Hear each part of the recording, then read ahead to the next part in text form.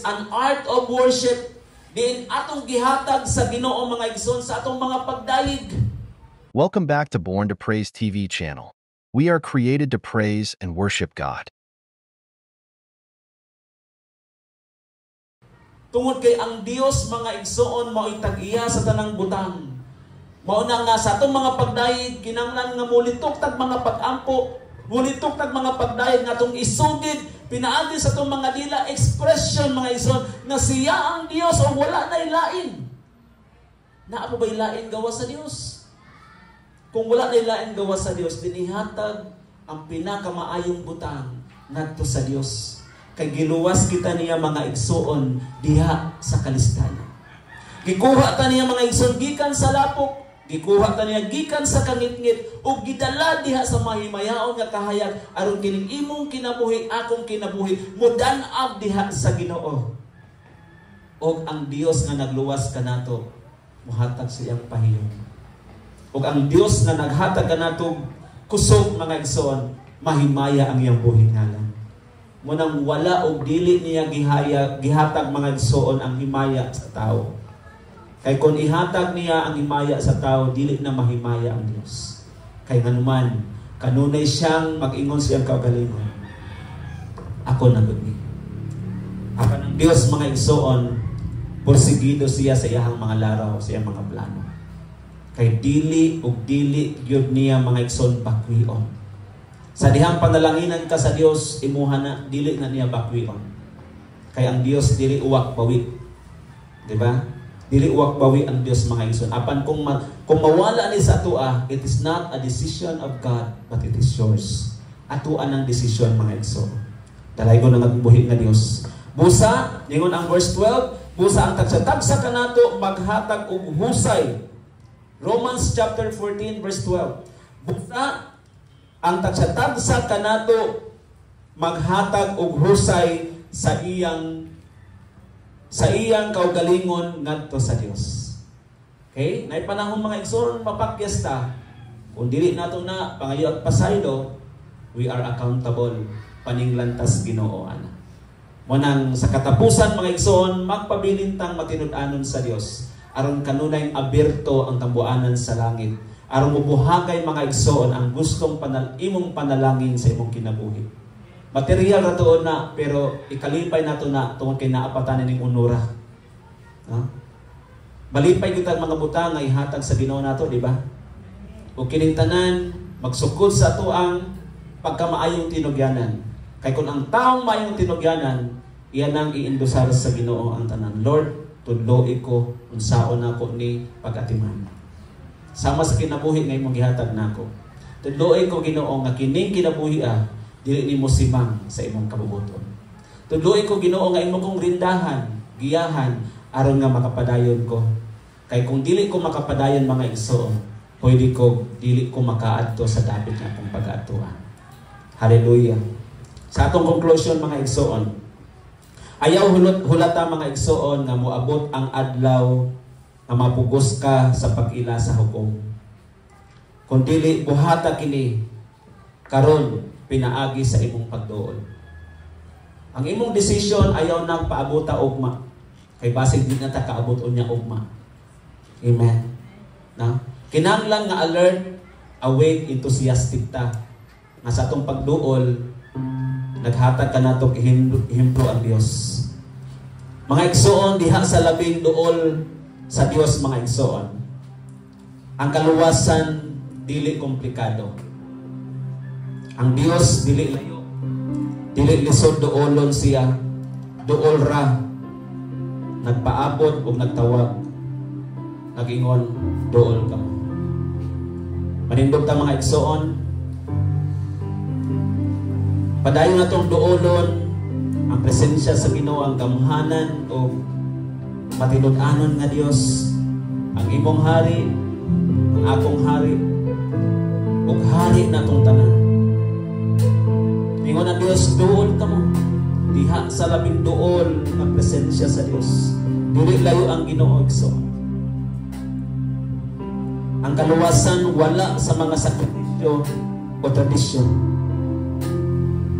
Ang kaluwasan wala sa kalayo sa imong dapit, wala sa kalayo sa unahan. Bisan ang kaluwasan mga igsoon, naara sa imong dapit, naratungod sa imong kinabuhi, naratungod sa imong lawas ka lang og espiritu. Diha sa labing duol sa Dios.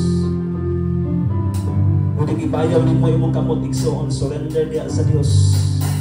Kanunay tang muduol sa Ginoo, dili ta magdumili sa iyang pusto igsoon, magpasinugtanon ta. Kay tawon ta nga ginanginan sa Dios. Duola ang Dios mga igsoon.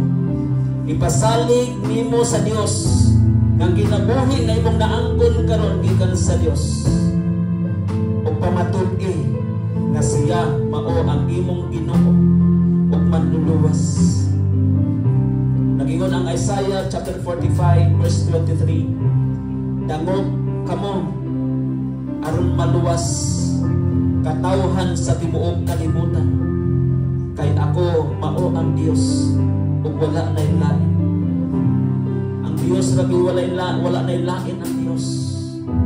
Pasalamati ang Ginoo sa imong kinabuhi. Magipay magnuad ka sa Ginoo, girimain ka sa Dios sa mga oras. Come on church. Bisan sa bubong panahon, pasalamati ang Ginoo kay ikaw nakaduol karon ug wala nimo hatagi luna ang kaaway. O wala nimo balibari ang Dios, nakaduol ka karon nimo nga dapit. Sa imong pagtindog yang dapita pati ang presensya sa Ginoo. Tingda ang Dios, Lord, salamat Ginoo sa imong paghatag kanamo kay kayunan. Salamat Ginoo nga imong gidawat Lord sa panahon nga kami Ginoo Dios walay mahimo. Naa kanunay Ginoo sa among magkinabuhi. Salamat Lord sa imong Ginoo kay kayunan nga imong gibuo kanamo karon. Sa matag kinabuhi nga niya karon dinhi, sa matag kinabuhi, sa matag gininhawa, Lord, sa matag segundo, sa matag minuto sa among kinabuhi, O Dios, anaa ka sa among dapit Ginoo. Salamat Lord sa imong pagpangga kanamo Ginoo Dios. Walay sama kanimo Ginoo. Walay sama kanimo Dios. Hallelujah. Walay sama kanimo Ginoo Dios. Yes Jesus.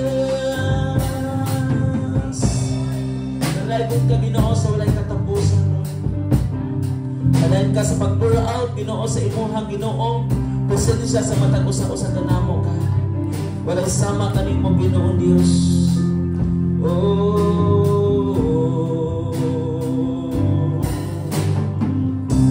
Diha sa labing duol kanimo ang dapit nga kanunay gitimuhan ko. Diin mabati ko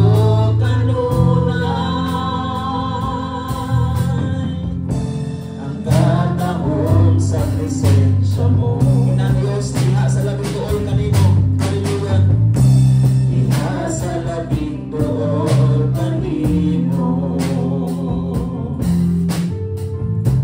Ang dapit nga